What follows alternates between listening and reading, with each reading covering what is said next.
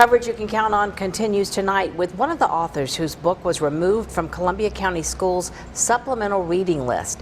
She's responding to that decision tonight. News Channel 6's Jenna Kelly's at the Columbia County Library where that book remains on the shelves.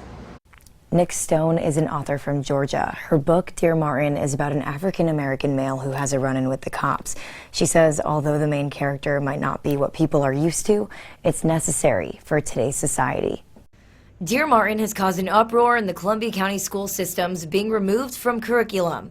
The main character in the novel writes to Dr. Martin Luther King Jr. to figure out if his teachings coincide with the 21st century. I wrote it because I didn't really have a book like it when I was a teenager, and I think it would have helped me a lot. There are a lot of experiences in the book that came from my own life. According to Columbia County's report, the topic of concern was, quote, racial tendencies as a negative attribute of society. Stone says other books have topics about racism, but they are simply dated when it comes to what's happening in the world today. Is there a book on the curriculum that is not To Kill a Mockingbird or Huck Finn about racism? What are the books on the curriculum that are allowed, not even just on the curriculum, what are the books allowed in the school that you are highlighting that help students figure out how to talk and think about issues of our time now?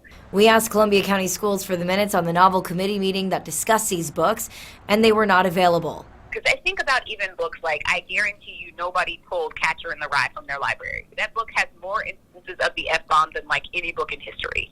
So is it really about language? There is no sexuality in my book. Like, what are we actually talking about here? Stone is not mad her book was banned. She says it is upsetting that those who cannot afford her book and don't have the tools to access it now have been swiped the opportunity to learn about what she says is real-life society issues in the classroom. I'm going to go down to Columbia County, have a public event where I give a talk, where I talk about the book, where I talk about censorship, where I talk about the world as it is, where I talk about racism, and kids can come hear me speak. They can come meet me. I will sign their books that they are going to get for free.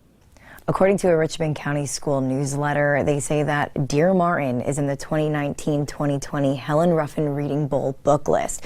But we reached out to Columbia County schools, and they say none of their students are participating in the competition.